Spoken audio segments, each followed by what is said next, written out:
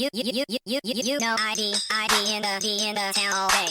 ID in the SEA. You know ID in the town all day. ID in the SEA.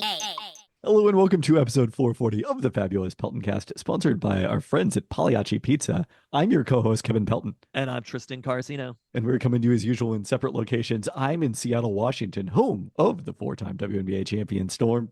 And I'm coming to you from Renton, Washington, home of the Super Bowl 48 champion Seattle Seahawks. And it's a big episode today, episode 440. You know what it is. The Sean Kemp episode?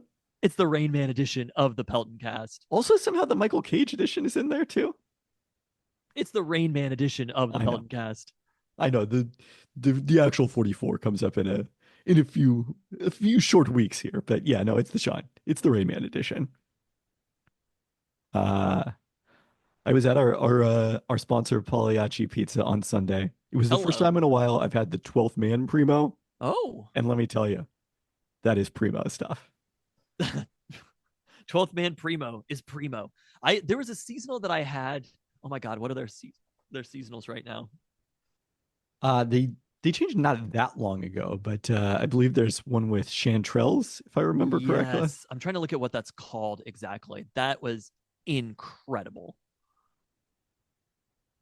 Yeah, we went there before the last Husky football game, before the USC game, I guess, and had a slice of those. It was amazing. Seasonal special. Yeah, chanterelle prosciutto primo. There you go. Yeah, they knocked that one out of the park.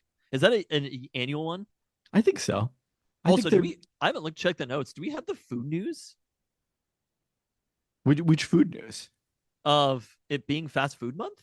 Oh, no, we do not have that. Even though I have been to, as we posted on the Peltoncast Instagram, the first week of fast food month, which is already come and gone, sadly, your chance to do the sourdough woody and get the curly fries, which is the real reason for me, even though I do enjoy the sourdough woody as well. One of the friends who joined us at the Beer Star Little Woodies had the sourdough woody as well. Quite enjoyed it. Other people shared the curly fries. So it was a good time was had by all. But this week too is the little Big Mac. Is this the biggest one? Is this the most important of them? I don't know. I mean, I forget what their In-N-Out one is. Oh, it's called Woody Style. Yeah. Right. That's the one. I was like, I live so far away from any Little Woodies, which rectify that, people of Little Woodies. I say that on a podcast as if we don't know them personally. But I mean, actually, at some point you're going to live closer to Little Woodies. Yeah, the airport. That will actually be the most convenient place for you to get Little Woodies, will be when you fly out of SeaTac. But it is so hard. Not so hard. I live so far from any Little Woodies that I probably am like, I need to prioritize one of these. And it has to be the Woody Style. I mean, the irony is that during the week that they're doing the Woody Style, I will actually be in Southern California. So I will be able to have the real thing, as it turns out. Thanksgiving week. Yeah. But I contend that it might. That's what I'm curious about, is if any of the Little Woodies versions are better than the actual items from the fast food locations. Well, I don't know if I've had a Crunchwrap Supreme. I've definitely never had a Sourdough Jack. And it's hard for me to believe. You're not seeing my quizzical looks. It's true. The listener's not getting it.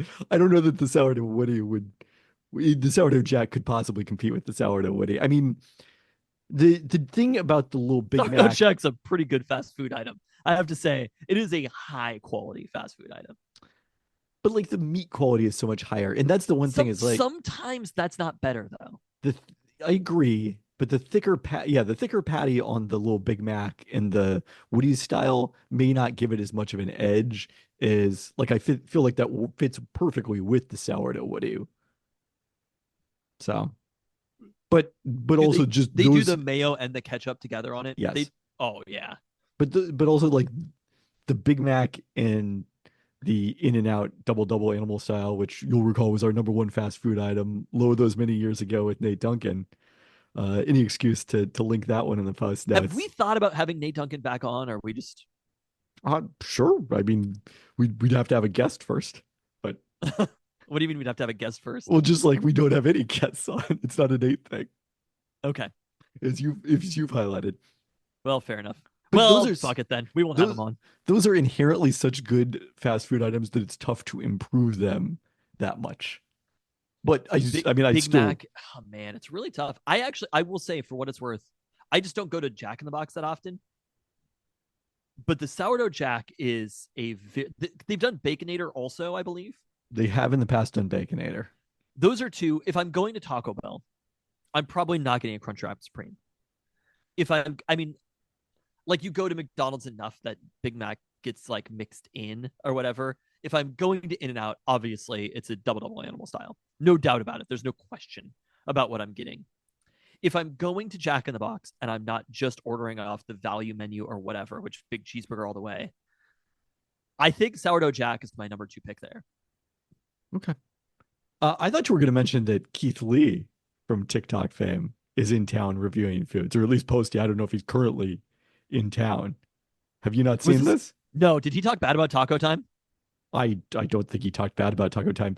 It was pointed out in the Discord that one of the top comment on his teriyaki search is from Taco Time asking to please come try them, and there are 44 replies to that. I think he that may have particular- tried it. I saw a response to it with somebody being like, I see out of towners reviewing us and shitting on this.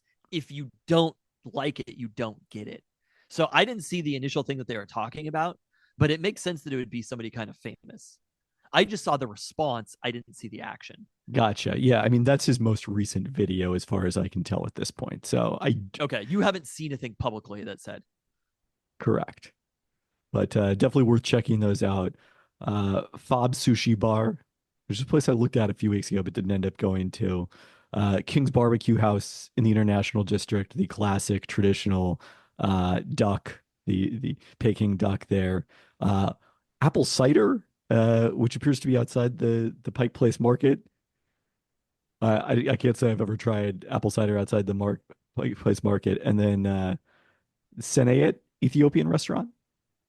Keith Lee 125. Yep. Keith_Lee 125.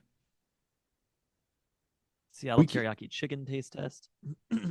I actually did see this post about world famous organic apple cider. But just awesome to have Keith Lee here and try and Seattle food. What did he say about Seattle's teriyaki chicken? I haven't watched the video yet. 34 minutes ago. That's brand new. Yeah. I hope that fresh. he concluded It's piping that fresh. Seattle's best teriyaki chicken was just wherever it was closest. Yeah, They're all great. I think that's what the comments are suggesting, because everyone's like, this such and such is the best. And it's like, They're like, no, that's the one this that's is close the to best, you. or this is the best. Yes. The should real you- winner. Also mention Oh, wow. social media. We should mention social media. Blue Sky is having a moment. We are nearing the tipping point. Mina Kimes is getting everyone in the NFL universe to sign up for Blue Sky today. Truly doing the Lord's work here, Mina Kimes. The number of Peltoncast followers has exploded exponentially because we're on Michael Sawyer's list of Seahawks Twitter, the starter pack for people when they jump on there and want to follow Seahawks Twitter. So at Peltoncast on Blue Sky has not been particularly popping, but now that I think there's going to be more response, I'm excited to fire up more in-game posts. Sorry, Jimmer, I'm not going to call him Skeets. I don't care how much you demand it. You can't make me do it. You can't. Even if your team beats me this weekend in fantasy football, you can't make me call them Skeets. Also, Leo Messi is now on Blue Sky. I don't know if you've seen this. He seems to be posting under the name at Tristan Carrasino. So it's a thing now. It's very exciting. Like this week, We're back. watching this NBA feels games. like being off. Peltoncast has been off Twitter before it was cool. First Correct. off, because the Peltoncast, if you know anything about us, principled, but more than a full year. Also feels like if it's happening on there, it kind of feels like the old days, and that's what I'm excited about.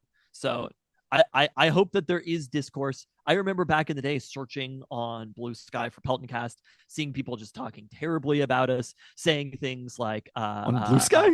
No, not actually. On Twitter. On Twitter. Yes. I didn't know McLovin was a Seahawks fan, stuff like that. But I'm excited about that coming back. But I also want to mention, if there's anybody who's not on the Discord, Yeah, it was also if you're coming to this somehow through the Peltoncast Blue Sky account and listening to this and haven't turned it off already, then come join us on the Discord. So, My you know what? I'll favorite post thing. about that from the Blue Sky account. Wow, just all sorts of posting, vice versa. Meta, The but not Peltoncast not actually from Meta. That's Threads. really entered the age of social media. Uh, and social media is not bad for anything, especially the world.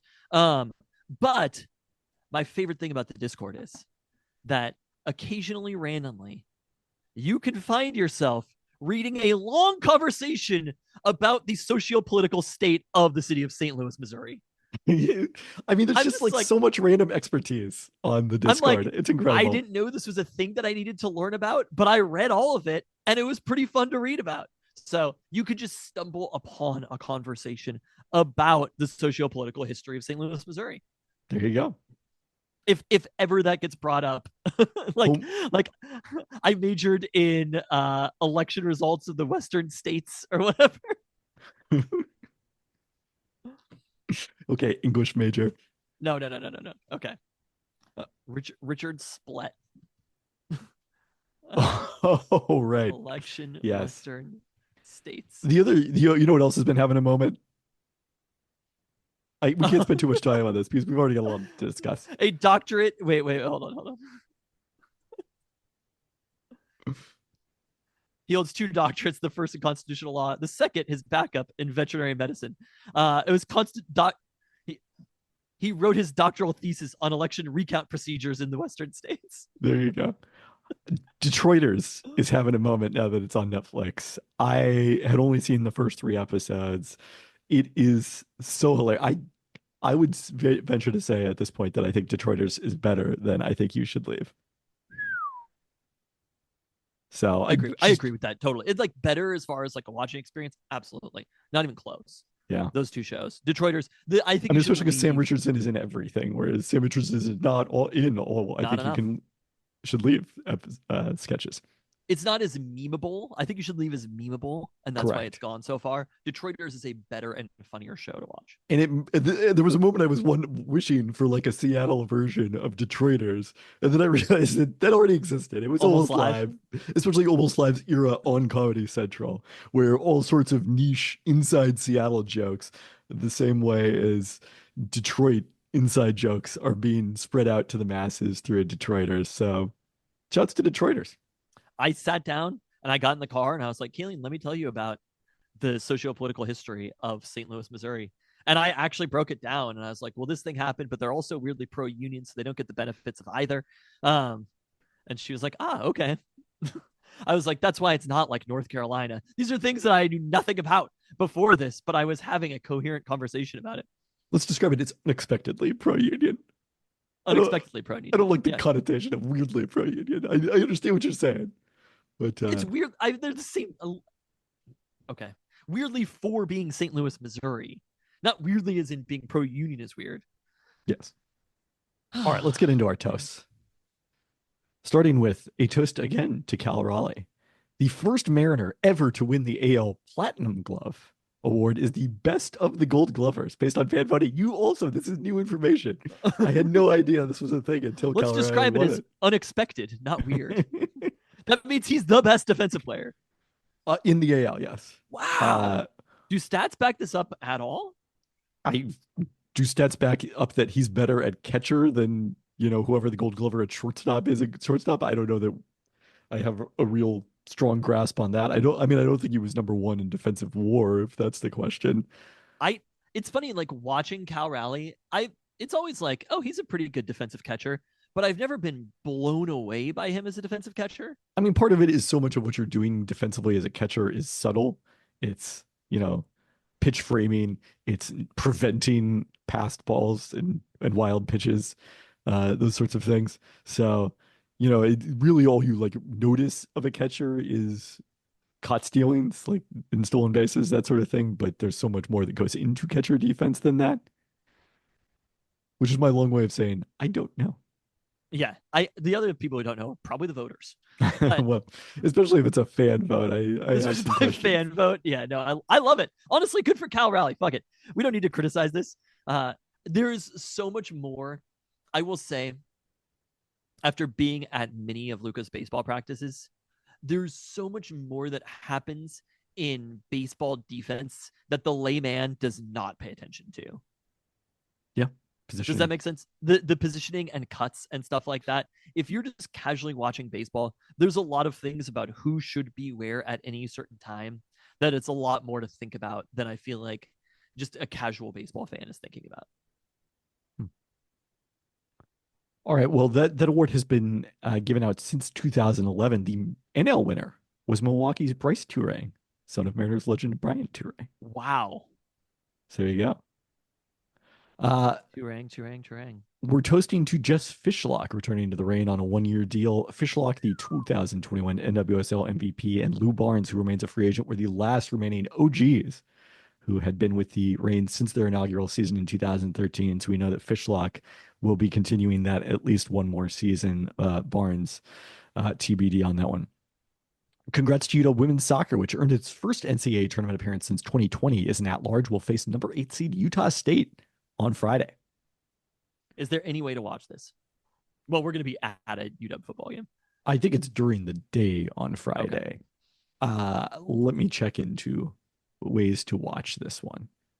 Remembering that this UW football game is this Friday is one of the things that I'm worst at, because I have agreed to go to multiple different things on Friday before remembering.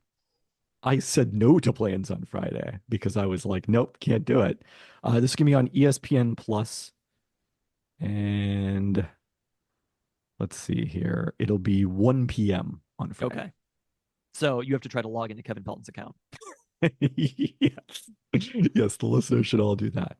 Let me tell you one of the things that I said I was going to go to that I'm not going to go to because of the UW football game is the City of Renton Children's Basketball Coaches Meeting. Oh, wow. And you know what that means. Coach's Corner will be returning soon. Is back. When's the first practice? I don't know. I'm not going to the coaches meeting. They wouldn't put that in an email. The coaches unless meeting Ethan Garbers tells me, I'm not gonna know. The coaches meeting is definitely this could have been an email. But on a much more somber note, we're also dealing with a couple of tough losses this week. First off, we're remembering former Washington center Regina Rogers-Wright, who prepped at Chief Self before playing at UW from 2009 through 2012. Rogers-Wright is Regina Rogers, averaged 16.8 points, 8.6 rebounds per game as a senior, leading the Pac-12 by shooting 58% from the field. You'll recall that Rogers' dad, the late Reggie Rogers, was a football star at UW. So, definitely far too early for Regina Rogers-Wright. And also this week, we're remembering former KJR host and longtime Blazers radio broadcaster Brian Wheeler, who passed away last Friday after what John Canzano described on Twitter as an extended illness. Wheeler, after spending our formative years as part of KJR, we first knew him as Wheels After Work, went down to Portland and was a longtime radio broadcaster. The radio broadcast in Portland sits right behind where the media section is. So, I could hear the calls live as I was at, so many classic Blazers games over the year, and Wheels became, really a beloved figure there, especially as they had some turnover in their TV broadcast over time. Most famously with his call Boom Shakalaka. So tremendously sad news on both of those individuals that intersected with Seattle sports. Did he invent Boom Shakalaka? I mean, Boom Shakalaka is, I believe, from NBA Jam, but he used it in his calls as well. And then when Nick Batum landed there, it became Batum Shakalaka. There we go. All right, this week we are resuming our search for Seattle's best cookie. You took the initiative. You were like, we need cookies. You still have cookies coming tomorrow, don't you? Absolutely, I do. I guess we got to figure out coordinated time for me to go pick those up. But earlier today, you went and visited Mount Bagel, which was number 2 in the Infatuations chocolate chip cookie rankings for Seattle. I would say controversial chocolate chip cookie rankings. This is, as you might note from the name, primarily a location that serves bagels. It began life as a pop-up, and then they had a base in Ballard, but then owner Royan Hartzog, the former lead singer of Cabana, are you familiar with Cabana? Mm, don't think so. Moved to Bend in 2022 before returning the following year with a storefront in Madison Valley that therefore allowed them to begin serving a chocolate chip cookie, the lone sweet item on the menu that both the infatuation and the person you talked to at the store, I believe, compare them to Otis Spunkmeyer cafeteria cookies. Not the person at the store. Did not. Okay. Oh, you just got that from the infatuation. Yes. I don't know I that I just have strong Otis Spunkmeyer cookie memories. that was the thing that the description in the infatuation thing saying that Otis Spunkmeyer was like the platonic ideal of a cookie. That I don't know if I agree with. It's I wouldn't say it set the template for me. I don't know. Because I feel like we may have discussed this as part of the search. Like my concept of what a chocolate chip cookie could be evolved so dramatically, within the past decade. Like whenever we started really getting good getting good cookies in Seattle, I would say places that specialized in them. Or, Hitchcock Deli is what I think of as like that was my original concept of this is the platonic ideal of a chocolate chip cookie. But what I don't have a in my head like Otis Spunkmeyer is it to me. And I think that honestly, what we're trying to figure out is what the platonic ideal of a chocolate chip cookie is. But not Um, just that, because I mean that is what separates our search from infatuation is we're not looking just for a chocolate broad chip. spectrum Yes. of cookie options. I do want to take a step back though and say that Boom Shakalaka may have roots in Sly and the Family Stones. I want to take you higher. Oh yeah. I'm trying to think. I'm like, I want to take you higher. I'm like the Boom Shakalaka part. Also, the description on dictionary.com. The song includes the funky and sexy nonsense vocal bowls. Boom laka laka laka. And I'm like, Uh, thanks, dictionary.com, for telling me that was funky and sexy. huh. So there was actually a song called Boom Shakalaka in 1970, a reggae song I'm seeing. Okay, so it's the Tina Ike and Tina Turner version that changed the chorus lyrics from to Boom Shakalaka officially. Hmm, there you All the go. way to I Brian Wheeler. had no idea about the history of this. That's another thing that you might find, not on the Discord. You have to be right here in the Peltoncast for that kind of research.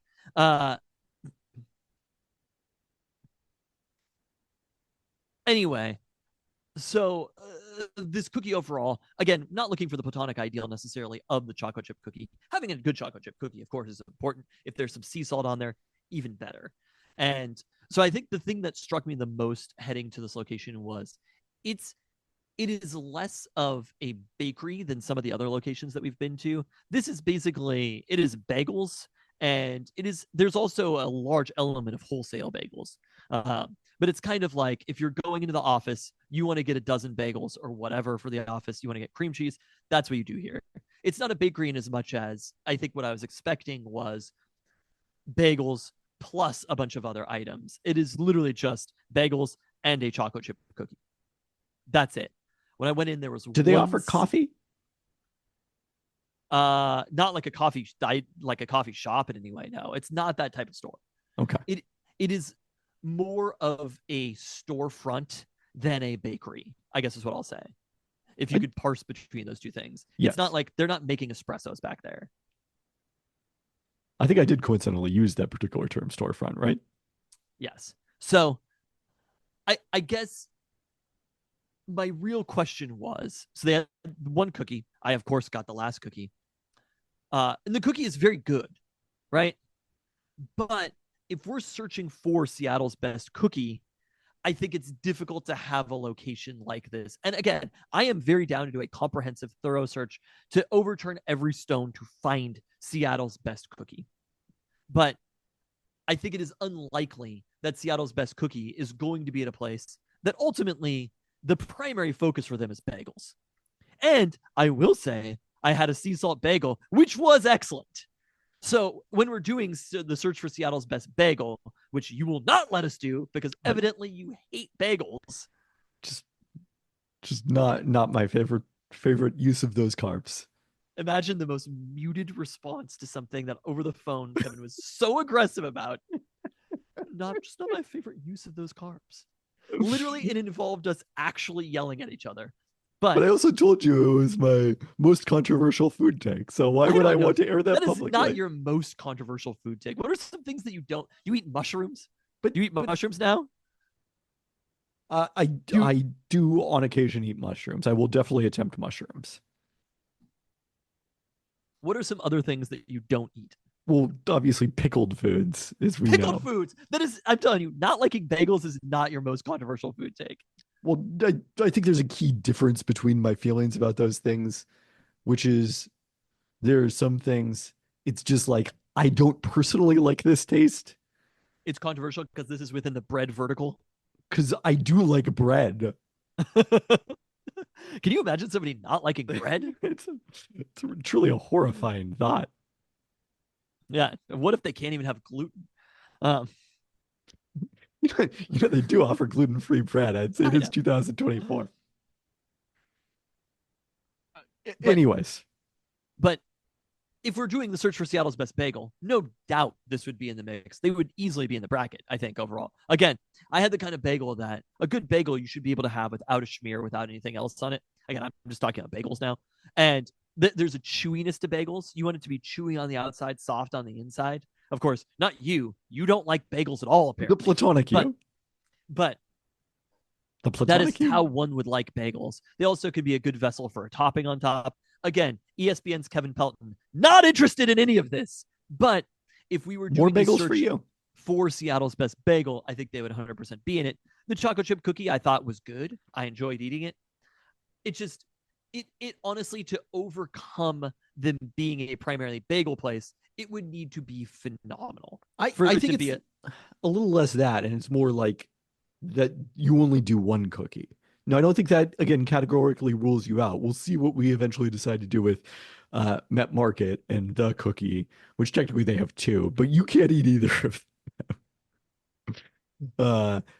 So that's a bit of an asterisk on Met Market. But like I think Met Market is a legitimate answer for Seattle's best cookie. I don't think that this rose to that level, even though it was quite a good cookie. What was interesting is like the texture of it was very sort of cakey, or it was not as kind of, I don't know. I I don't know quite know how to describe it, but it was an interesting texture for a cookie. You agree? I didn't really notice that at all. I kind of ate it and I was like, yeah, that's a pretty good cookie. It was Okay. one of those things that I had where I was like, I enjoyed eating that cookie. If I was going there to get bagels, I might get a cookie also.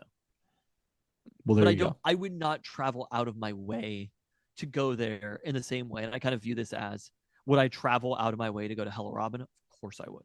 I mean, Right? I believe that's right there enshrined now in the Peltoncast Peas concept. Oh yeah, The rubric. absolutely. Yeah, no, it's worth a drive, and this is a worth it if you're there to get bagels. Which again, if you like bagels, I would 100% suggest stopping into this place. All right. Well, there we go. So, The search for Seattle's best cookie has returned. but We already. I don't think it's bracket worthy. I guess is what I'm saying. Yeah, I would agree. We already know we're gonna have at least one location next week, maybe more than that. So stay I was tuned. planning on getting 2, right? You were talking about getting 3, although I don't know that we necessarily need 3? to review all of them on next week's podcast. We can save some. Where am I going tomorrow? Well, you talked about going to you're going to Seawolf is where you're going. But you Seawolf. talked about also I have an possibly- order, so I better be going there. Yes, you talked about also potentially picking up Ben's bread. I think that was my plan. And I mean, we'll see after going to these locations, but I kind of view them a little differently. A place like Seawolf or Ben's Bread that have multiple different bakery items. I think a bakery can have Seattle's best cookie. Right. No, I think that's perfectly plausible. All right, should we get into the roundup? Absolutely, we should. Let's start quickly with the Mariners, with this bit of news that we should probably discuss, even though it is unlikely to involve the Mariners, and that's the Japanese star pitcher Roki Sasaki was posted by the Chiba Marines. Because Sasaki is 23, or I guess he hasn't been posted yet. He they have said that they will post him. Because Sasaki is 23, he qualifies as an international amateur free agent for MLB purposes, like Shohei Ohtani, meaning he can only sign a minor league contract and his signing bonus will count against team's international pool. Per the Associated Press, the Mariners have spent all but 19,500 of their 2024 pool. Now, depending on the timing, Sasaki could qualify for the 2025 pool if he doesn't sign until after January 15th. Although the Mariners, like other teams, have already made commitments to players who can sign starting January 15th. You can also trade for international pool money. I think that did happen with the Angels when they signed Ohtani, if I remember correctly. Interesting. Okay. But realistically, everyone thinks that Roki Sasaki is going to the Dodgers or maybe the Padres, teams that notably have Japanese pitchers already on their team. And I think looking at this, one of the areas that I think that the Jerry Dipoto era Mariners have done very well is international free. Julio's an international free agent, right? Yes. And they've signed, I think, some of the best international free agents. So this is no criticism toward the Mariners, even the pool. I can't remember the individuals' names, but I remember being excited about the players that they signed the last couple of years, and usually extraordinarily young, very speculative. But if you hit on one of those players, you're primarily using this bonus money to sign players from Latin America, yes, who do not qualify for the MLB draft and therefore enter the major league pipeline this way. And the Mariners are spending this money. It's not like they're cheaping out on this. No, they're spending to the maximum every year, and it's basically similar to a lot of these, like a fairly high draft pick that teams can go spend every year, right? And it doesn't cost you the draft pick. Like, it's a huge thing to be spending money on. The Mariners have done a pretty good job of this, and we may even see more fruit from the future. So that's no question about Roki Sasaki. The Mariners have spent this money correctly overall. And even if you get one Julio over a decade period, you have done well on international free agents. So I think they've done well at that. It's just unfortunate that the Mariners had such a head start with regards to Japanese players. I understand that the ownership isn't Japanese anymore, but there's still a large Japanese American population in Seattle, and it feels like something that the Mariners could have dominated for a long period of time. And at some point that thread got lost. Like, when was the last time that the Mariners even had a Japanese player? Yusei Kikuchi. So it's been a little while since they had Yusei Kikuchi. They basically had kind of like the first generation of Japanese players. They kind of had a large handful of them, right? Yeah.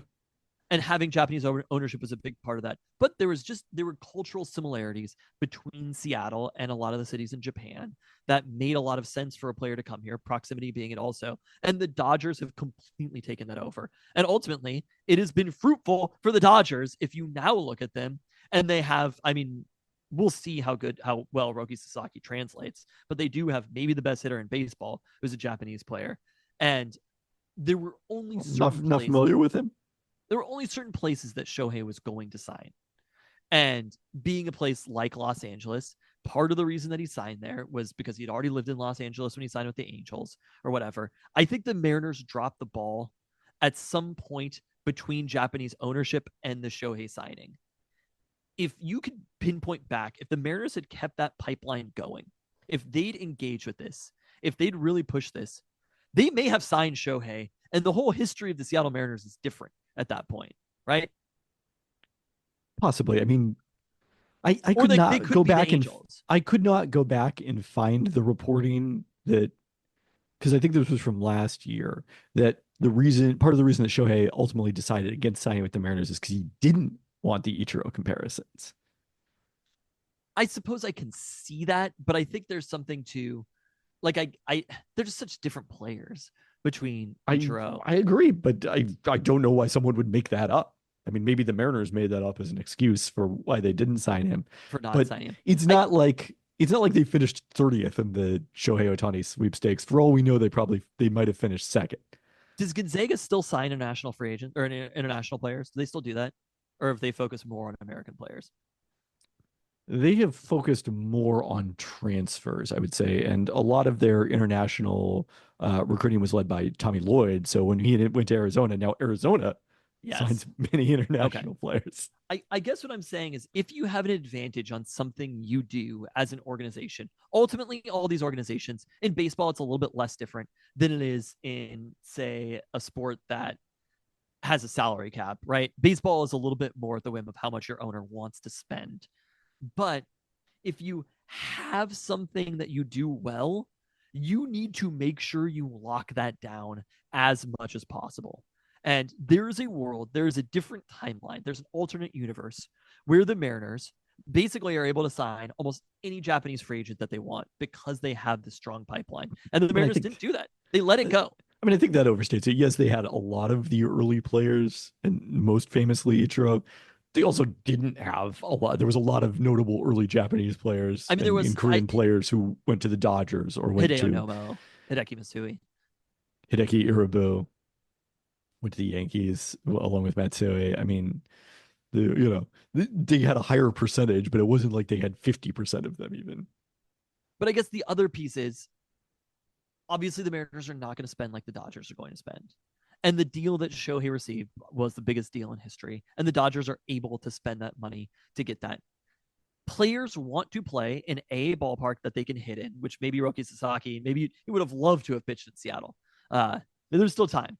But players like to play in a ballpark that they can hit in and that their career is not going to become a black hole by choosing to come here. And when players have agency, it is not a good decision for your career as a hitter to come to Seattle. And you want to play around other good players in a winning organization. And the Mariners haven't done any of these things through this time period. So, of course, they didn't sign Shohei either time. Why would I go to Seattle if I was Shohei Ohtani? And you're going to a clown organization that has not proved themselves to be able to do this at a high level. I just think there are such fundamental failures that there is a thread that you can pull starting in the early 2000s all the way to this day that led to Roki Sasaki signing with the Dodgers. And it's ultimately more or less failures in the Mariners as an organization. I suppose so. I think a lot of organizations have failed relative to, obviously the Mariners organization has not been good many over the have last failed 2 decades. as badly as the Mariners have. I mean, the Mariners record isn't as bad as you think it is over the past 2 decades. It doesn't matter though. But okay, here's another thought that I had. Watching the World Series, like we talk about how you just get in and you have a chance, which is true, but the distance between now the Dodgers and the Yankees, I think that's Mariners recency bias, because the distance between the Dodgers and Yankees and where the Rangers are now is that big too. But the Rangers won the fucking World Series a year ago. I know, I get it. You can, but when you add in Sasaki, like it's fun to have a super team. I want him to sign with the Dodgers. Having villains is great. Having one really, really good team that everybody is trying to beat is an awesome experience. Ultimately, it is good for baseball. But it just watching, like when you saw the Mets play against the Dodgers, it was like, y'all made it far enough. I'm impressed. Even this team you're talking about hadn't won a playoff series since 2020 before this year, right? Who, the Dodgers? Yeah. I mean, they still go every year. Yeah, but they hadn't won like this idea that they're unbeatable in the playoffs because they're so far ahead of everyone. Added Shohei Ohtani. It's true. That's like the Warriors were not. They were better before Kevin Durant. Like they were already one of the best teams ever. But then they added Kevin Durant, and then they were unstoppable for multiple years. I mean, they were unstoppable for 2 years, as it turned out. I think we'll see. I think I will bet on the over for the Dodgers compared to the Warriors, although the Warriors are still very good now, as it turns out. Anyways. I don't know. It's just heading into this free agency, like seeing how good some of those teams were in the playoffs, it just doesn't feel like the Mariners are. I don't think they're in Alex Bregman away from competing at that level. I don't think they're any player in free agent. Even I don't think they're a Soto away from competing at that level. I mean, but again, are they one of those players away from being as good as the 2023 Texas Rangers? They won the World Series. You can't ignore that they won the World Series, and they beat the Diamondbacks, who the Mariners had a better record than in 2023. You'll recall. So, how often is it that the number one seed makes the World Series or the best team? We don't have time to look that up. Often? It's not even baseball season, but not that often. It is baseball season. What definition is that? The transact is what it's all about. The transact doesn't happen for like 4 months. I don't know if you're familiar with baseball. You sign like at your Blake Snell signs at the start of spring training I think it's going to be an earlier free after agency this after year. the collusion has happened for a solid. After the owners have done a good collusion. Yeah, you gotta really make sure that collusion is strong. I just want to double check if the Mariners actually did have a better record than the Diamondbacks. Yeah, they It did. They have sounds 4 games better. Okay. All right, Seattle Kraken. Homestand has started strong. They got an overtime win over the Vegas Golden Knights last Friday, and then a 5-2 win over Columbus on, I believe that was Monday. That was the team's highest scoring game since an 8-goal explosion in their road trip opener at Montreal.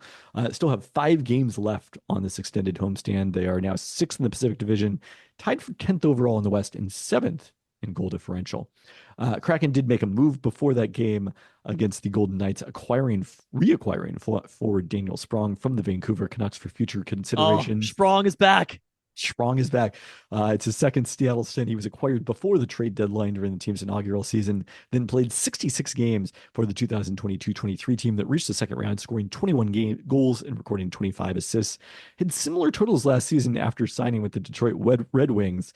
He was part of April in the D, but had just 3 points through 9 appearances for Vancouver and had been a healthy scratch. So a low-cost pickup here for the Kraken. Seattle Sounders. It is now official. We knew it in our hearts, but it is now official. LAFC beat Vancouver 1-0 on Friday to set up a rematch of last year's Western Conference semifinals won by LAFC. The teams have now played in the last 4 knockout competitions. Wow. That they've been involved in, with LAFC also winning in this year's US Open Cup and Leagues Cup, both played in Seattle.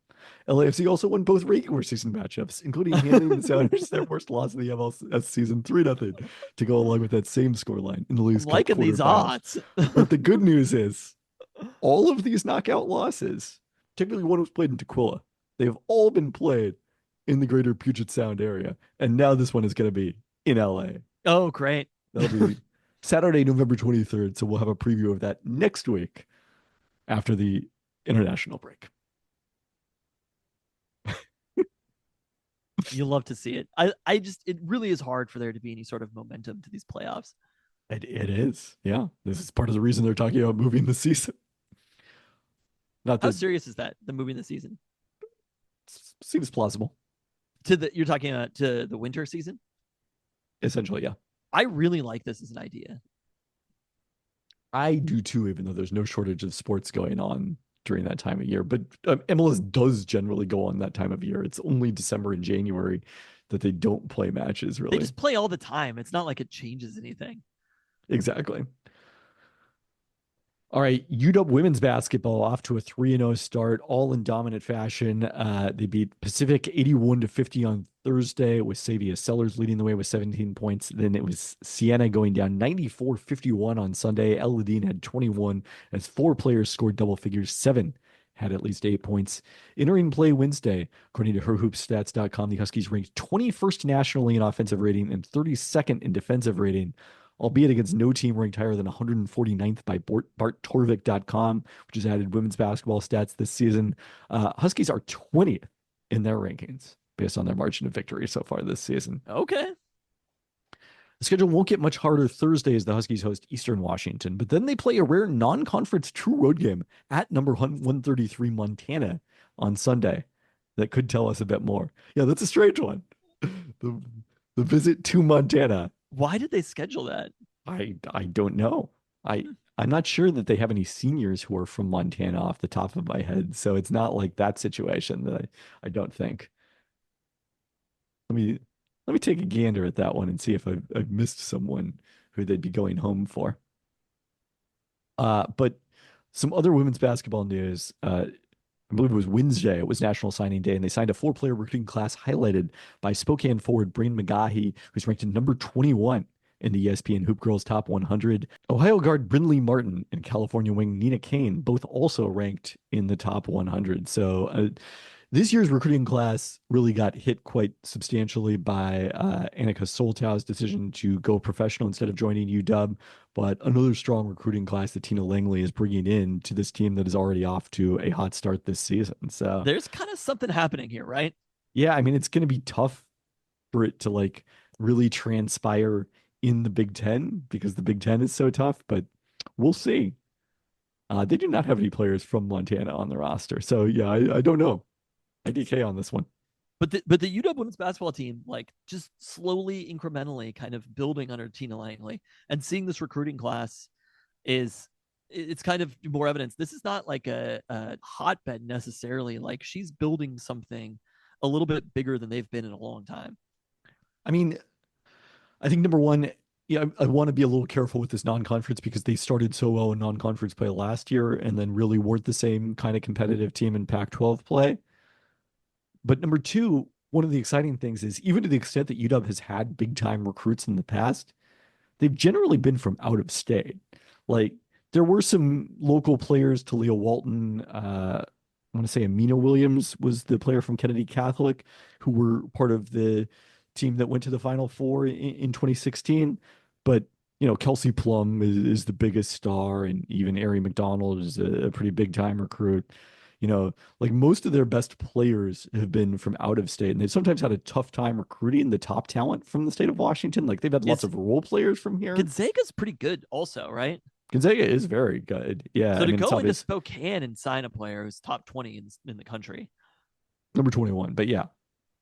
Also, who's I'm top, sure, I don't have the specific, but I'm sure that Oregon with Kelly Graves, who used to coach at Gonzaga, would have been in on that recruiting battle as well. I think So that's a big get right there. I think so too.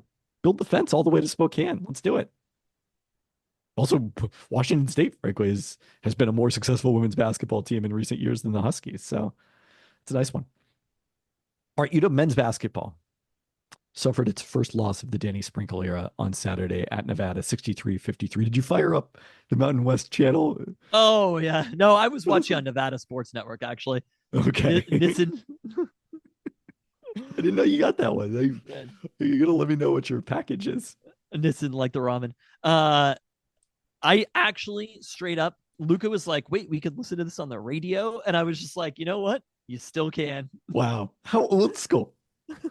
I was like, "You can listen on the radio through the computer. That's the difference. You don't have to get out ESPN Kevin Pelton's clock radio. That's the side of by the side of his bed." You get to do it from the computer these days. But I mean, we drove to the store and listened to the game. I'm I'm like yelling at the children to shut up. It's awesome. I'm having a vision of sitting in the living room at about age 11 and listening to Kevin Calabro's call on whatever radio it was we had in the living room because these games they were probably pay-per-view back then, and Jan was only springing for that for real big games. And sitting there with my basketball cards and doing the lineups as everybody Oh got yeah. substituted in and Oh yeah, out. that's good stuff. My number one, I've actually listened to a lot of Husky basketball on the radio.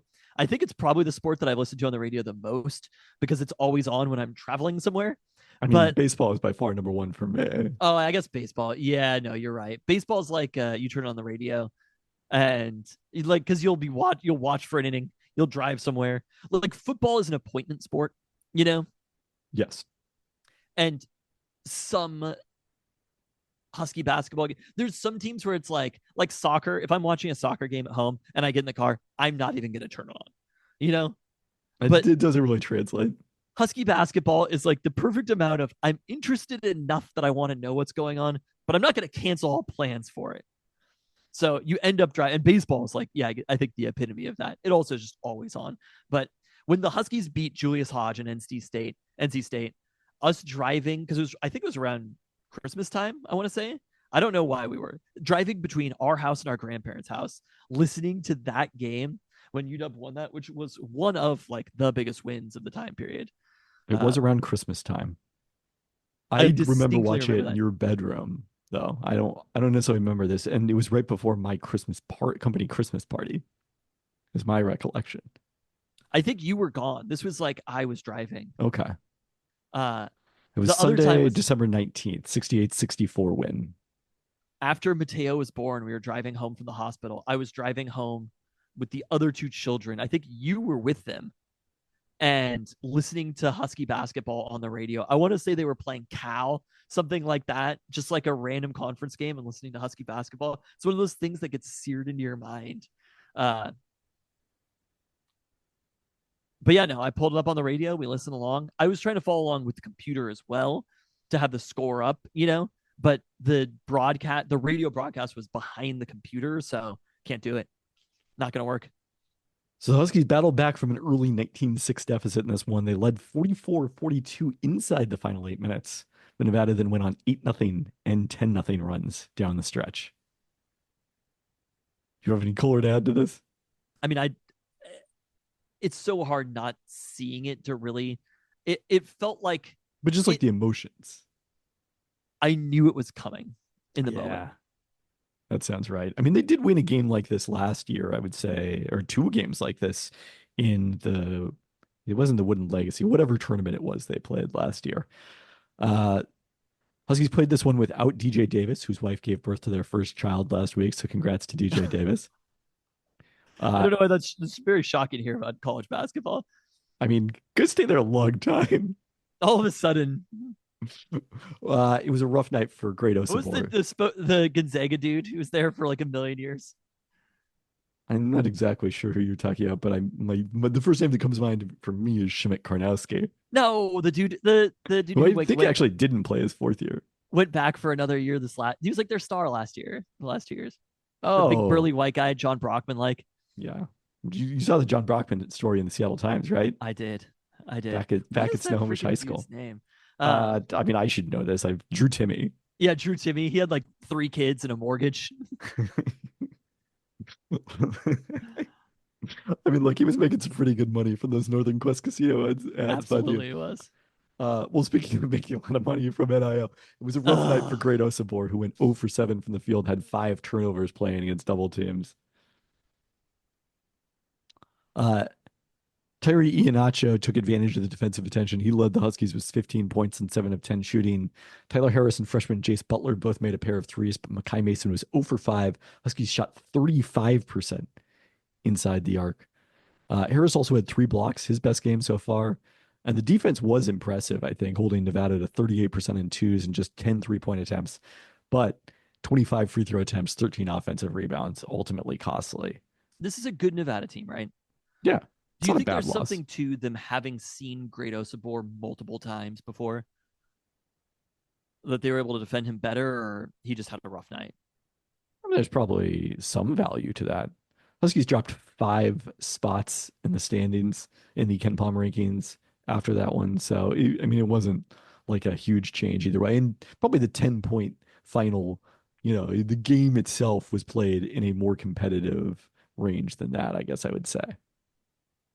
Yeah, that was the other thing, is just listening to the broadcast and hearing Jason Hamilton be like, oh, when Great Osabor is missing like a couple of layups near the end of the game. And it's just like, if that's going to happen, they're not going to win. If you can't score those buckets, if you're not going to have Great Osabor score, would you say he was 0 for 7?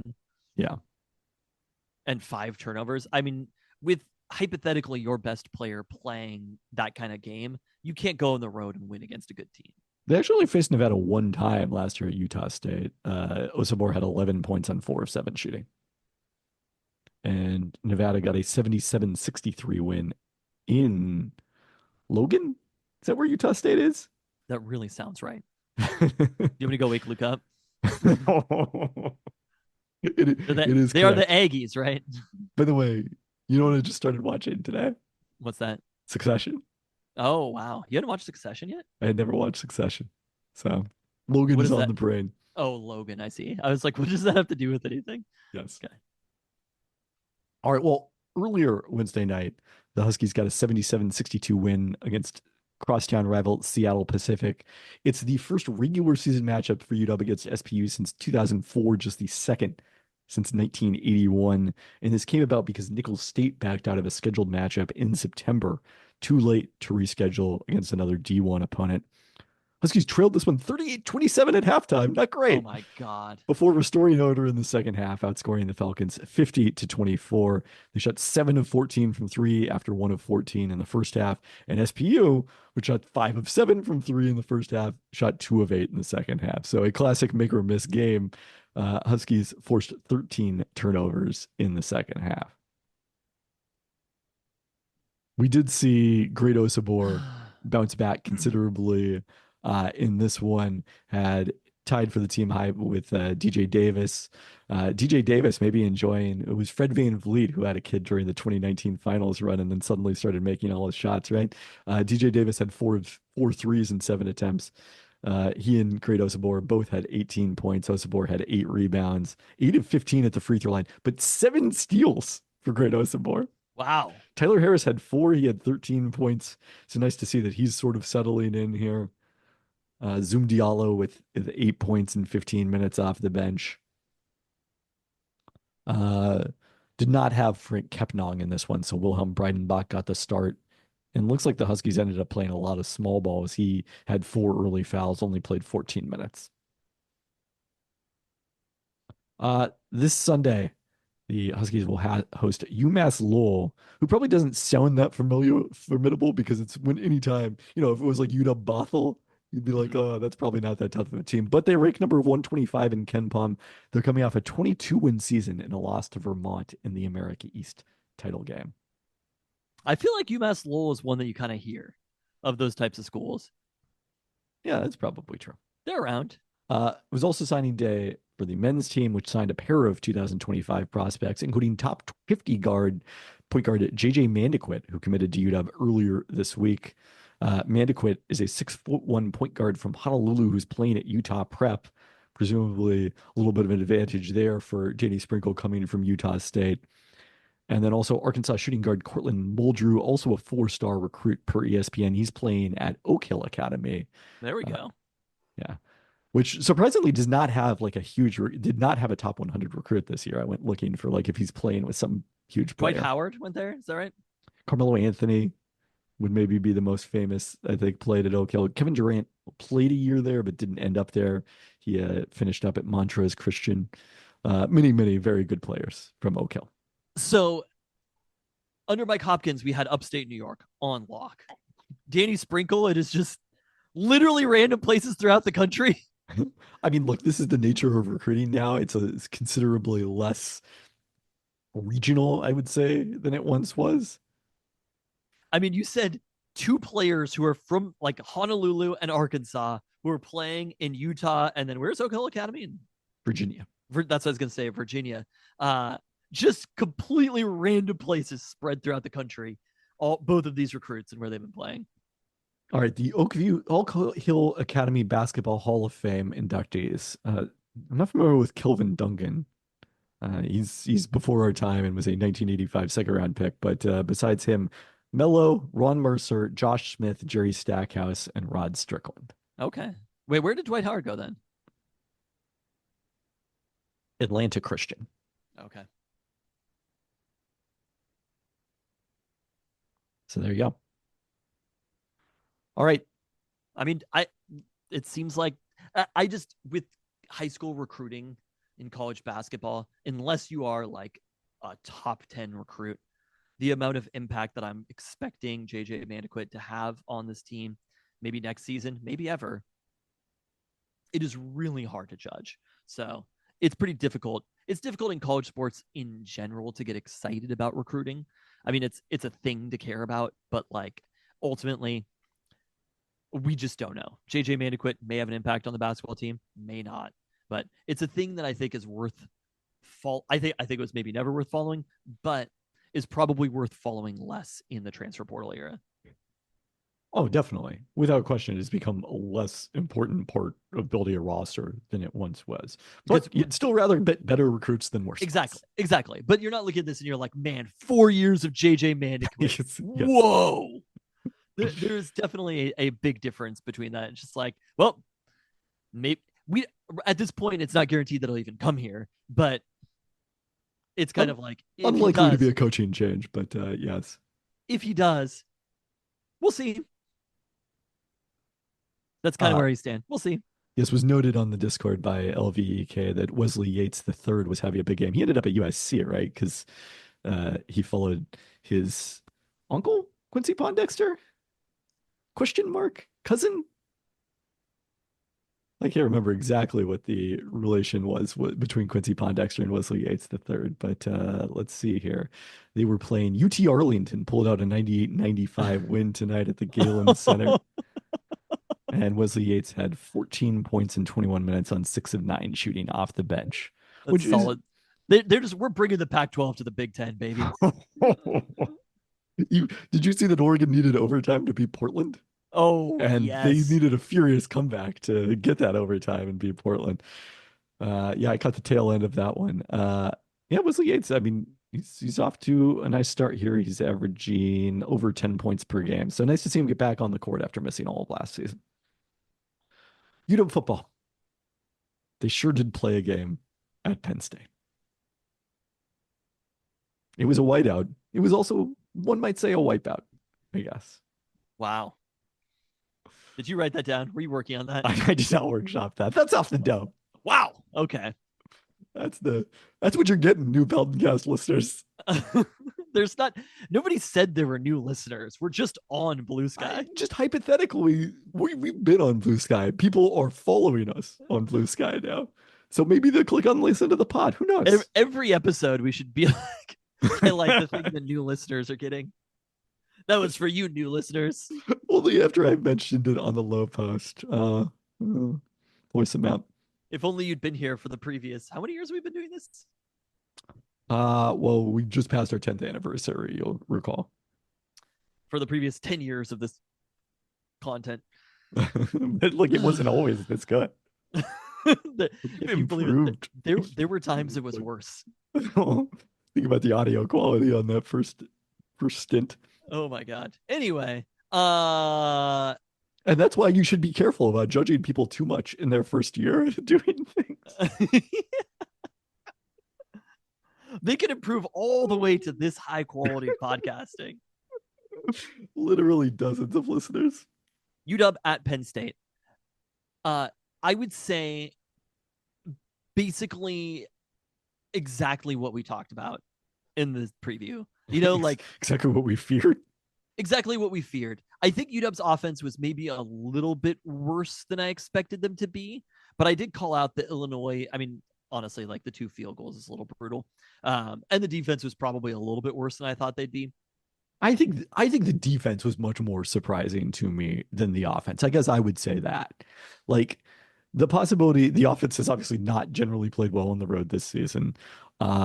Abdul Carter, even though his sack totals weren't that impressive, you were hyping him up.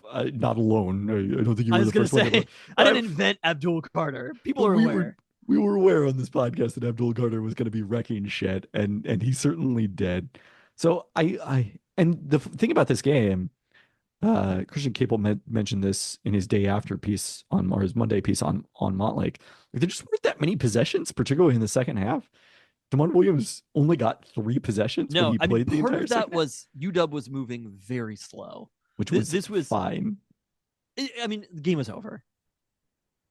It didn't matter. But like, it's funny because you look at it overall, and like I said, this could be one of those games. Drew Aller had a better game than I think you would have anticipated. I think their complete inability, like even though I think the pass defense was overrated based on the quality of offenses that they'd faced, I did not expect them to get smashed like they did. I think they were so concerned with stopping the run that it kind of opened up some of those passing situations. They didn't come out passing. Drew Aller did, like, the intent for Penn State was not to win this game by passing the ball. It was a lot of, what was the third down conversions? I'm going to pull that up. It was a lot of like run, pick it up on 10 of 13 on third down. Yeah. And I mean, just those total yards, good God, 486 to 193. I mean, we talked about their wide receivers not being a factor coming into this game, and Tyler Warren, 8 for 75. I don't know how many, or I'm sorry, not Tyler Warren. He's the tight end. We talked a lot about him. Harrison Wallace III with his 5 catches for 84 yards. A lot of those were on crucial third downs, and Ephesians Prysock did not seem to be anywhere near him on some of that. I mean, there were some zone coverages mixed in there as well. So I think the Thad Dixon ejection for targeting definitely was a factor. Yeah, especially in combination. 200-yard difference in the game? Especially in combination with Elijah Jackson missing the game. So you had Jordan Shaw, who had been playing in the slot basically all season, kicking out to... Did we know Elijah Jackson was going to miss this game? When do we know information in college? Maybe this is me. Now that I'm on Blue Sky, I'm going to start knowing things. But like, I feel like you just show up, start watching the game, and you're like, here are the people who are not playing. Well, UW releases an injury report, which gets posted on Twitter. Hopefully, we've not seen Christian, and we have not seen the move over to Blue Sky just yet. So I'm hoping to see everybody over there. Andy Yamashita from the Seattle Times over there soon. They post an injury report before the game, and usually they say no surprises here, even though they're like, oh, I didn't know that guy. I'm like, I was surprised. Yeah, there might They were not be not surprises. If you're covering the team every single day, there might not be any surprises. Zach Durfee is also an injury that obviously has not. No, and helped we're this talking about defense 3 over the course of the consecutive year. games. It didn't matter that much against USC, but 3 consecutive games that Zach Durfee is now missed. I mean, he's basically hasn't played all season. Like he's played very limited amounts. And one of the most effective pass rushers on the team. This is a beaten down defense, and Thad Dixon being ejected for targeting, which I mean, you say that you think it was the proper call. I don't know. It was absolutely the proper call. I don't like Jed Fish's argument was like maybe we should have a differentiator like the NFL where there are some targetings that result in ejection and some that are just a 15-yard penalty. It really is. I guess that's what I'll say is like it was not a malicious intent target. I agree necessarily. But it was not officiated incorrectly. Like when I saw that replay, I was like, why aren't they talking about the fact that this looked like the crown of the helmet? If every single play where the crown of the helmet is coming down is an ejection, but that's also a coaching point. Like we didn't see a lot of those. It's a coaching point, but it happens under Jimmy Lake, where you were using. I mean, rugby style tackling has kind of fallen out of favor, but that's something I'd like to see the Huskies do a better job of coaching. It's just a thing that can happen in the run of play, though. And it's a thing that, like, immediately going to you're ejected for the rest of the game is a pretty costly penalty. So maybe without that, Dixon mattered. The situation that was the 3rd down that I think they were heading toward after that play. Again, none of these things mattered in the end. All of the things that you could get annoyed about in a game, because, like we talked about last week, Penn State was just that much fucking better. And I think the thing that gets a little lost in Penn State, because Penn State has been incapable of beating top 5 teams, and people criticize James Franklin or whatever, they're still really fucking good. Not even top 5 teams, just Ohio State and Michigan. They have not beaten Ohio State and Michigan. They had that one bowl loss that we talked about. Every other team on their schedule they've beaten since 2022. So, but it's not even just that this particular Penn State team is good. Penn State is a very difficult place to go play. I think you could take basically every single team in the country, who I don't know statistically who the best team is right now. I assume Ohio State's probably quite high, and Ohio State went in there and won.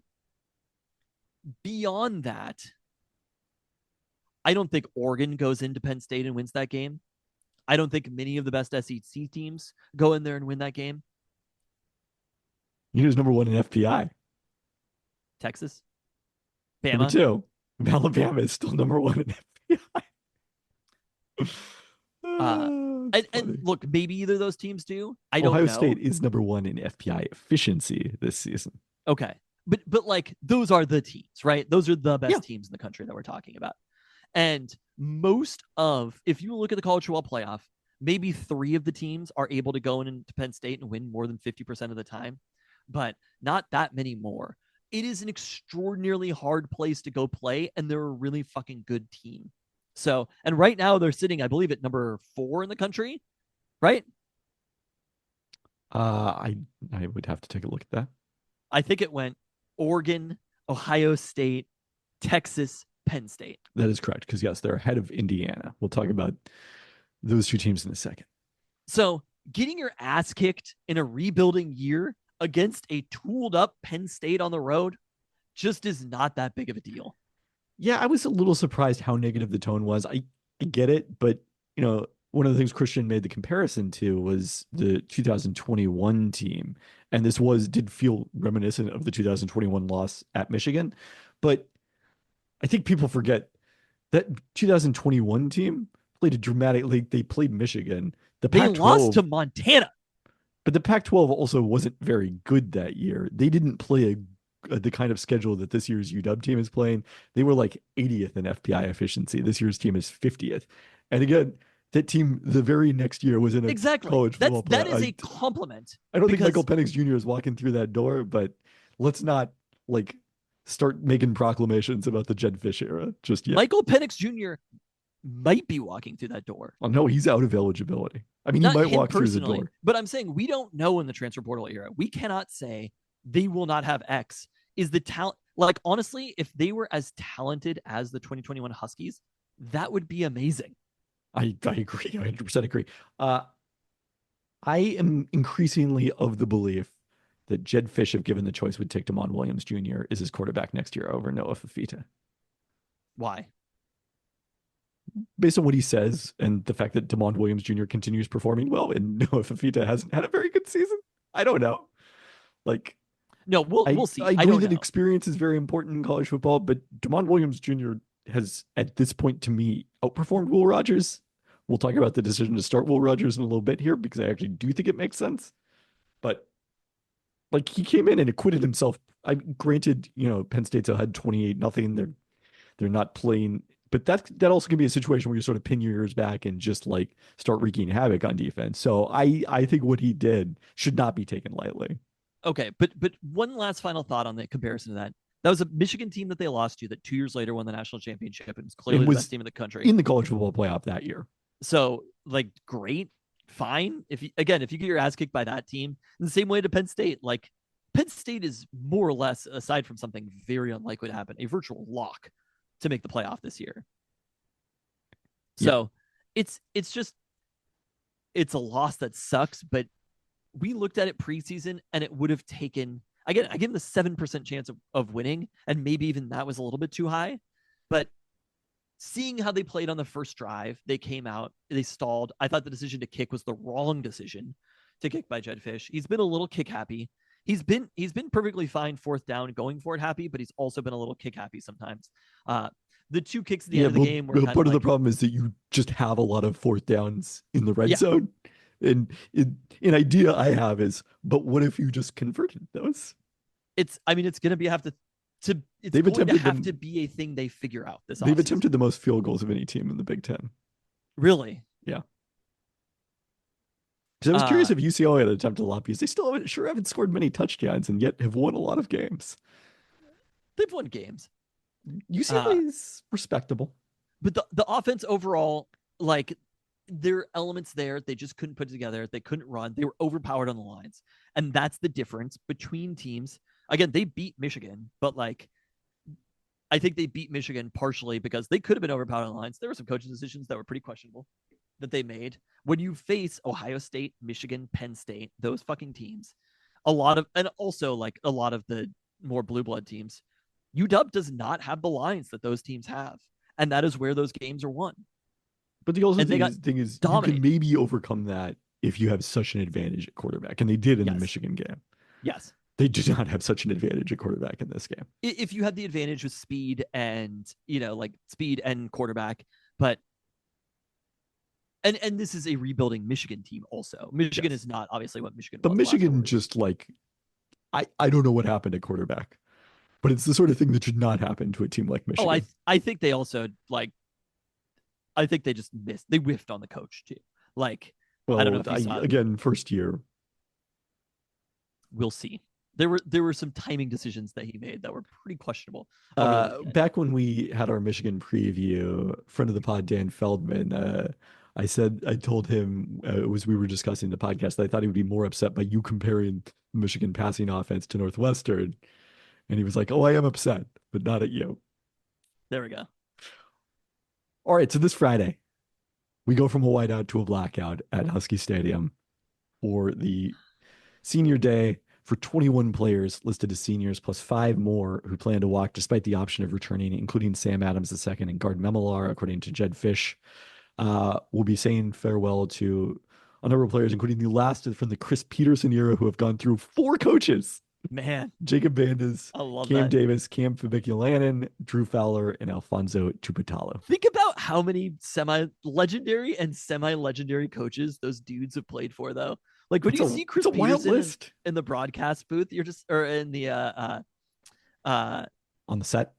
Yeah, on the set. It's just like that's fucking crispy. Like that is one of the best college football coaches of all time, and he was our coach not that long ago. And then they got to play under Kalen DeBoer, who lost 3 total games as head coach of UW.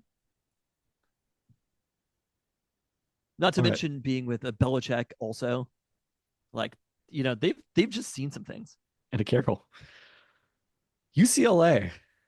Didn't realize this. They've won 15 of their last 20 head-to-head matchups with UW. This was like primarily in the 2000s that they were such a thorn in UW's side because they don't play each other that often anymore. And then UW has had some success recently. So after Chip Kelly left, alum Sean Foster comes in as head coach. I think the Bruins, everyone just kind of wrote them off as a joke because they were 1-5. But you got to look back at their schedule after their narrow win at Hawaii. They played Indiana, at LSU, Oregon, at Penn State.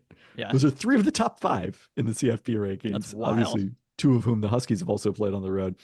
But without Curtis Rourke, that was a big difference. Plus the number 22 team.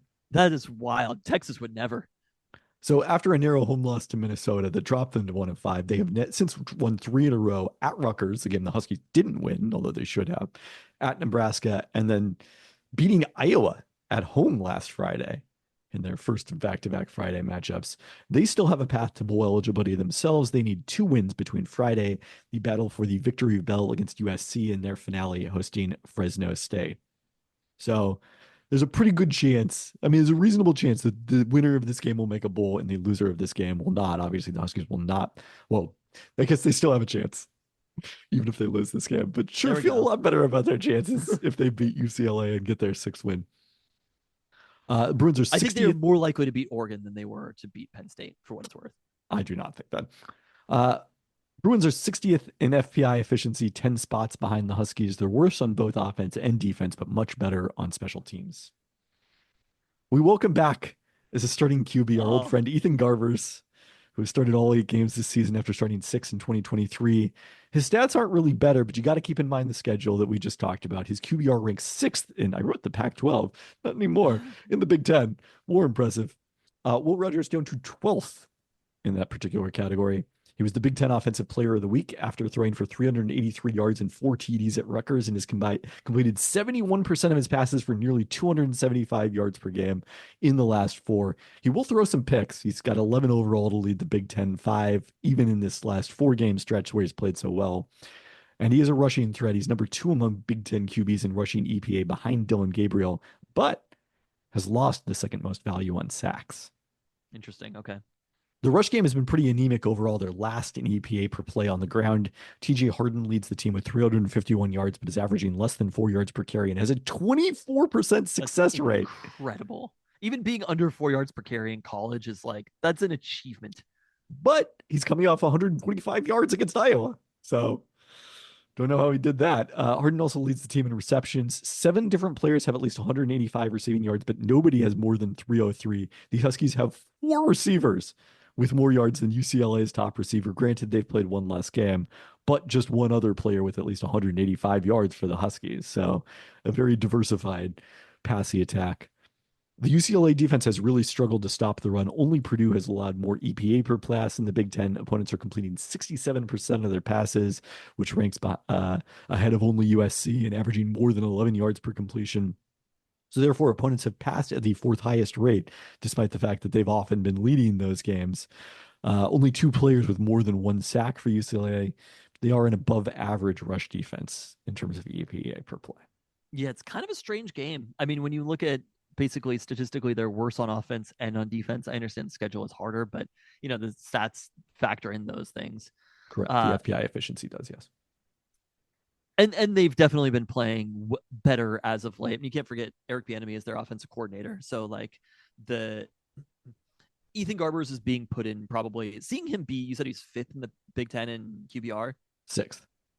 That's pretty good, all things considered. It's great. And it is one of those things where you factor in experience matters. I would guess that most of those quarterbacks are also pretty experienced quarterbacks, right? It's Will Howard, Dylan Gabriel, those types of players. So him being around for a while is an important piece, but it's still hard when you look at the stakes for UW the setting, it being Friday night, them trying this blackout, a little bit of the just coming off a really hard loss and how well the Huskies have played at home.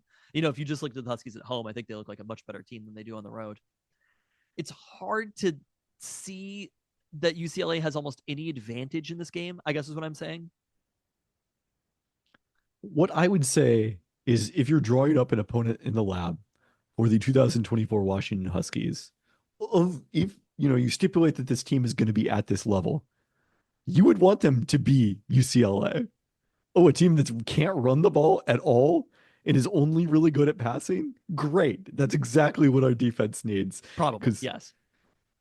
And defensively, they can't stop the pass and they don't put a lot of pass pressure on the quarterback. That's the setting that Will Rogers thrives. And that's where, even though I would consider starting Damon Williams Jr. at Oregon, I actually think he might give the Huskies a better chance of pulling that particular upset. Wow. I think because I think Will Rogers is very good when conditions are perfect. And when conditions are even the slightest bit not perfect, Will Rogers really tends to struggle. And this looks like a matchup where the conditions and the weather looks pretty favorable as well. We'll see, what kind of wind there might be on Friday. But from a rain standpoint, it's about as good as I think you're going to look in the middle of November at Husky Stadium. I think that makes sense. I mean, there's also just they need to win this game, and Will Rogers is a safer pick right now. And the other thing is you don't have to play him the whole game just because you start him. If things start going sideways with Will Rogers, Damon Williams is right there, and he will be ready to play. He's going to play series in this game.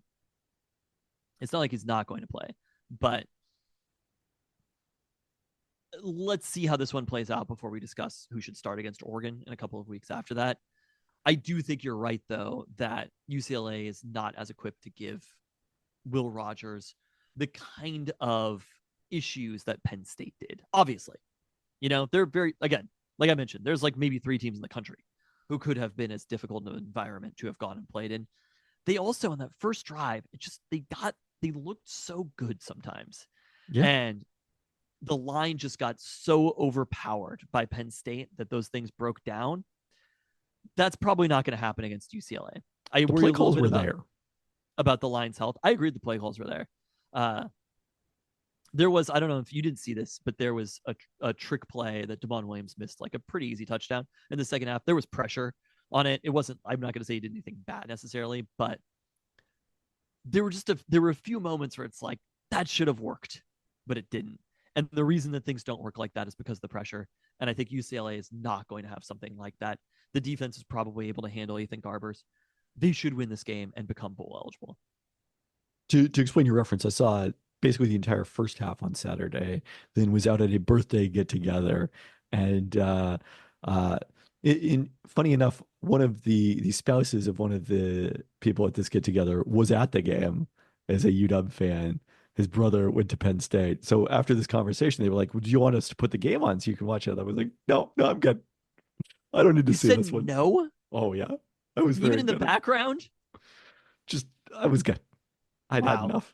I'm like the sickos guy in the meme. I'm like, keep it coming. I'd seen my fill. All right, percentage chances of victory. I think this is like a 65% chance of victory. Wow, I'm more optimistic than you. I think this is a 70% chance of victory. And again, like mathematically, the quality of the teams, that doesn't make sense. But when you look at the specific matchup, unless UCLA has found something running the ball, this is not a good defense to be one-dimensional against.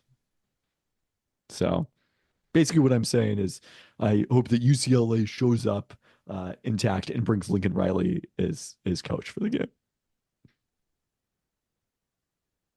All right, well, the Seahawks did not lose last weekend. So give them that. They head back from the bye, and you know what? The news is good. Whoa!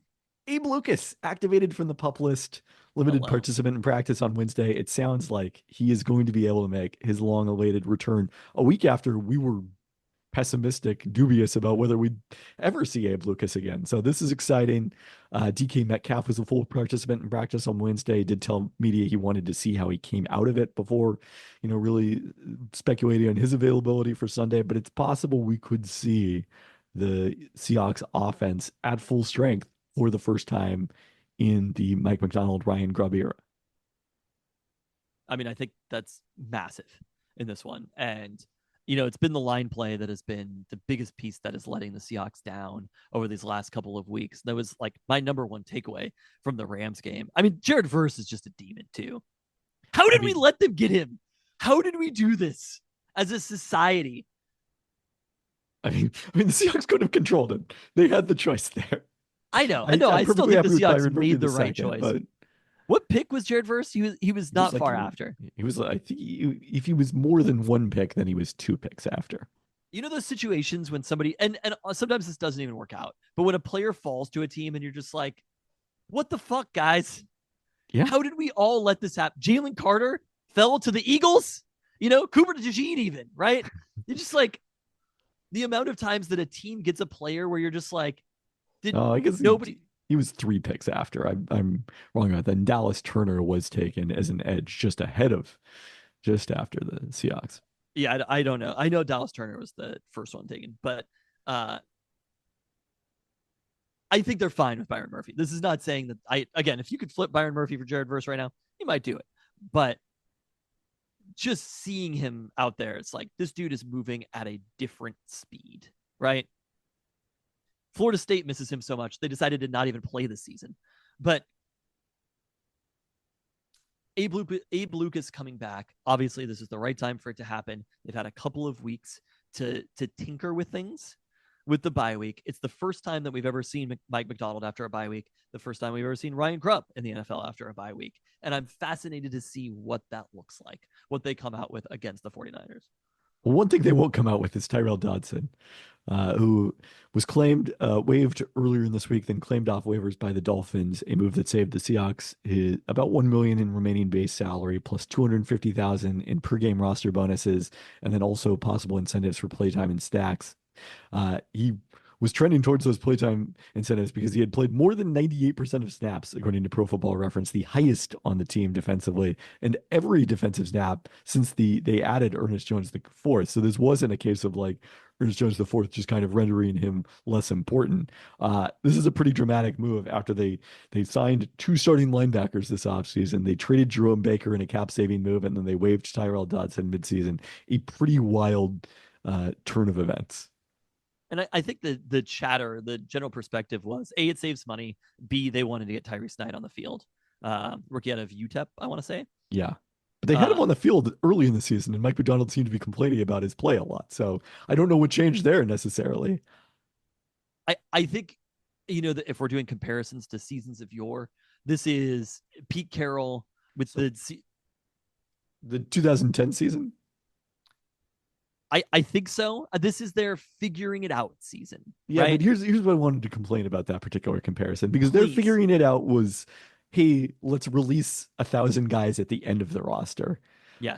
The USC Mike Williams, or who all these guys who came through. It wasn't, hey, let's pay. I think it was about $12 million combined for Jerome Baker and Tyrell Dodson, and move on from them midseason. Like, that is such a huge miss. But that's not necessarily a Mike Macdonald miss.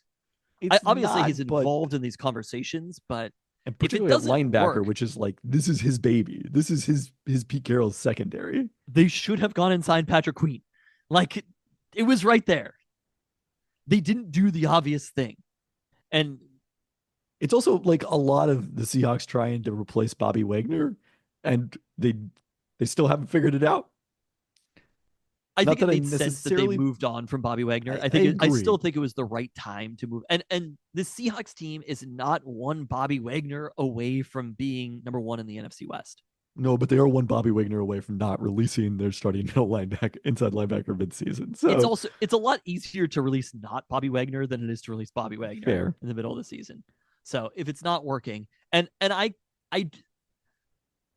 there might have been a Tyrell Dodson was just like, I'm not taking this role, right? If you're wanting to move me here, release me and I'll go find another job where people want me to play. With what looks like a pretty good Dolphins defense overall also. Alongside Jordan Brooks. Well, Jordan Brooks is not necessarily, I don't think he's the reason that defense looks good. It's just amusing. I don't know. I think John Schneider is kind of proven to not be great at this right now. He's not that good at managing money on a roster. And it's an important piece of being an NFL GM is finding the talent and managing the salary cap. And right now, both pieces are not looking great at the moment. Yeah. The other interesting piece of news this week, Mike McDonald said they considered moving Connor Williams from center to right guard before deciding to leave him there. That obviously would have filled a considerable hole for them at right guard, would have created a new one at center. The good news is Connor Williams has snap issues. Yeah, kind of snapping the ball has not been great. It's a problem you just never expect to have. When you're Ryan Grubb and you're like imagining your offense in the NFL, you're like, I can't wait to see it. And then your fucking center can't snap the ball. And yet both Seattle teams have had a lot of difficulty snapping the ball this season. Well, they better get it figured out this week because they're playing the San Francisco 49ers again.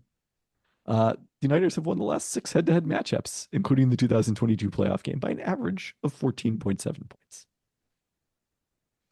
And the scary thing about this is, like, everyone thinks that San Francisco is going through this down year because Christian McCaffrey was injured, and now, unfortunately, Brandon Ayuk with his ACL injury is out for the year. And then you look at it, and they're 5th in DVOA. Their yards per play on both offense are basically exactly the same as they were last season. Like, their turnover differential is a little bit worse. 5th in DVOA is worse than they were last year. It is. The biggest reason they're so much lower in DVOA is because their special teams rank 31st, and that was an issue for them last week. They have won 3 of 4 since their 2-3 start. Their lone loss came to undefeated Kansas City, and the win over Tampa Bay, which was a last-second 23-20 win when Christian McCaffrey's return, really wasn't that close. They outgained the Bucs 413 to 215 and by more than 3 yards per play. And the game was close because the 49ers had the game's only turnover, settled for 2 field goals inside 35 yards, and missed 3 field goals in this one. Not great. 49ers are 12th in rush EPA. That is one place that's very different after finishing first last season. So McCaffrey was missed there. Jordan Mason is averaging 5.1 yards per carry, filling in for him, but McCaffrey was even better than that last season. And then, like, a subtle thing in that, Deebo Samuel hasn't been nearly as effective on his gadget plays as a runner this year. And probably in any capacity, right? No, his receiving has been perfectly fine. His receiving number is fine. I mean, seeing this Christian McCaffrey, 13 carries for 39 yards, I mean, the impact that he had was more as a receiver rather than as a running back. I mean, in this game, like, they didn't run the ball well against the Buccaneers, but the receiving stats are kind of obscene.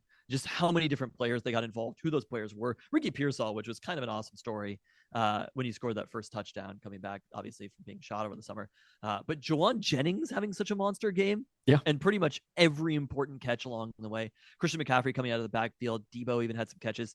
Like, they didn't spread around to that many different receivers, but all of them had massive and efficient days against, I don't know where Tampa Bay's defense ranks overall right now, but I mean, that's not the part of Tampa Bay that has been banged up. Yeah, 5 different players totaled at least 50 receiving yards. I think you went through all of them except George Kittle, who his targets are up. He leads the team. Most yards per game since 2020 for George Kittle. Jawan Jennings with the Deebo Samuel injury and missing some time. He's healthy now. And Brandon Ayuk's injury. He's number 2 in targets, receptions, and yards, averaging 10.6 yards per target, tied with Kittle for the most on the team.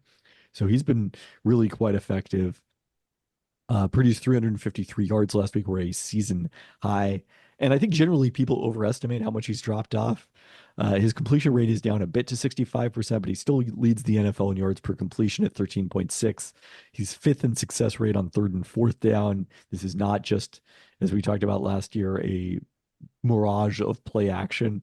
Is 7th in QBR in part because he's not providing the rushing value of a lot of the guys ahead of him. But also still 7th. That's fine. Yeah, you're going to win a lot of games that way. Their defense is I believe 5th in DVOA, but ranks 13th in EPA per play, and I don't quite understand that discrepancy since their schedule, you look at it, it actually looks quite on the easy side. They are 23rd in opponent EPA per rush, just behind the Seahawks with a similar success rate, but they held the Seahawks to 52 yards on the ground in week 6 when they won in Seattle on Thursday night. And notably, DK had 3 catches and 11 targets for 48 yards in that game, matched up largely against Diamador Lenore, who got a 5-year extension worth up to $92 million earlier this week. So Yeah.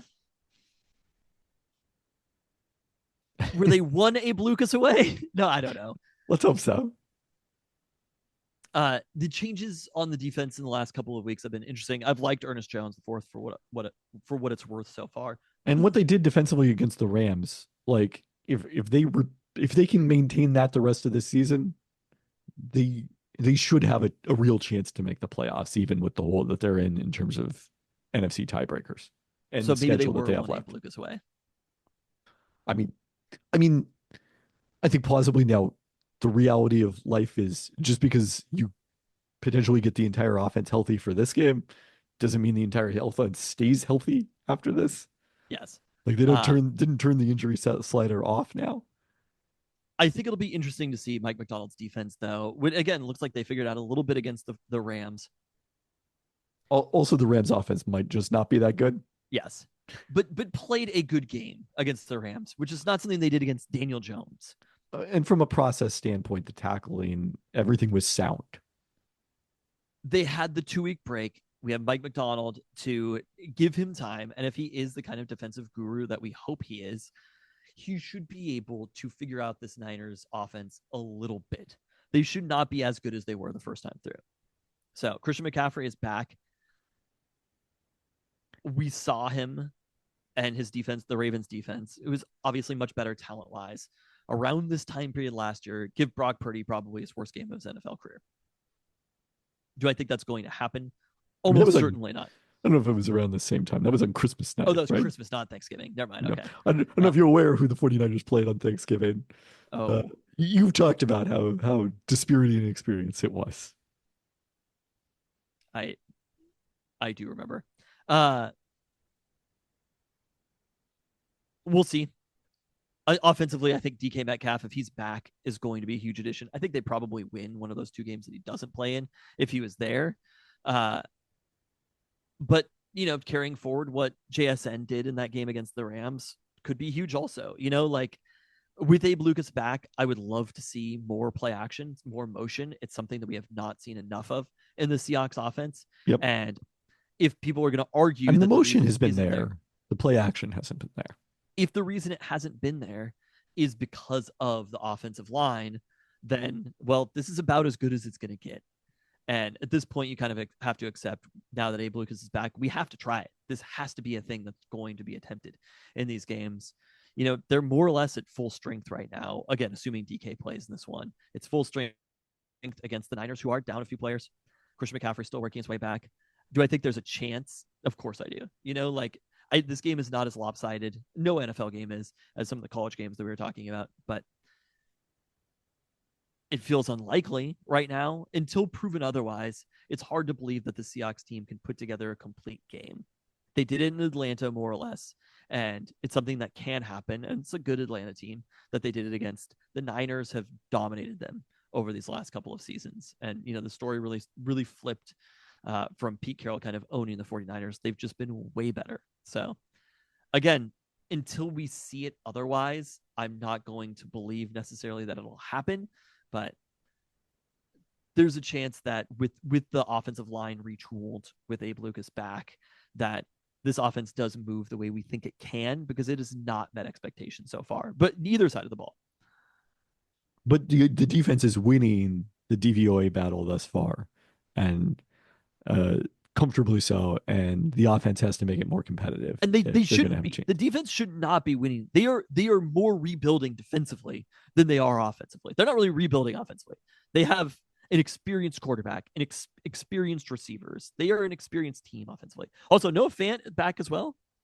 I don't know what the story is on Noah Fant. Let me double check the participation reports from today. Now that I'm on Blue Sky, I'm going to know so many things. You were so uninformed before. I saw Mike Sean wasn't on there, though. Might have to bully him. Yeah. I maybe get Mina on that one. She's been busy. Fant did not participate in practice on Wednesday, so not necessarily looking great for his return. Okay. Not as huge of a factor, but a factor. We've got our boy AJ Barter, though. Brady Russell also did not participate. So Seahawks down at tight end. in practice on Wednesday. Barner can handle it all. Percentage chances of victory. 31%. Did you just go with what FBI said? No, I didn't even see what FBI said. Wow, that is an amazing coincidence. I still have some skepticism about this particular matchup and how well it suits a team that has struggled at times in run defense. So I'm going to go a lot like 25%. But hopefully it's at least an entertaining game against the 49ers. I mean, they did manage to keep the last game more or less competitive until the Isaac Correndo long touchdown run put it away. Ugh. No, that game was fun. It was a fun game that they played in the end. It did require a kickoff return for a touchdown. That's but true. There were some kickoff mishaps. Having just a 105 game to sit and watch at home is what I am so excited about. That is more than anything else. Being like there's so many games. I missed the game because of the children's Super Bowl. And then being at games back-to-back weeks into a bye week, having a 1:00 start where you can have a full morning of red zone into football, I could not be more excited. We are into November football, and Abe Lucas is back. I'm excited to watch this game, no matter what the outcome is. If they go to 4-6, I think the schedule gets a little bit easier after that. I believe the Seahawks can take down that Cardinals team, although they do look like the scariest in the NFC West right now. This is the Seahawks' first 1 p.m. Sunday road start of the season. That's what I'm saying. Yeah. See, I have missed way too many Seahawks games this year. Just like, and I consider going to them, missing them as well. But just like sitting and watching on TV, it is something that I've been desperately wanting to do. I wouldn't say I've been missing him. All right. Any other thoughts on Blue Sky? Are you going to post over there? I guess so. Are you committing to it? I will not commit to post now. Okay. What am I going to post about? I don't know. What did you post about at Twitter? Nothing, basically. All right. Well, that's the kind of great content you can continue to expect. At least I'm getting cookies. What more can you people want? It's true. You are working hard on this cookie search. I will give you credit. On that note. Thanks for listening. Thanks. You tell me if this is good enough content. Like it can't all be as good of content as you screaming about bagels. That would be amazing content, and you know it. The bagel industry would never let us have that good of content. Too well. We'd get taken down by Big Bagel. Be like the insider. You can't just talk about Big Bagel like that.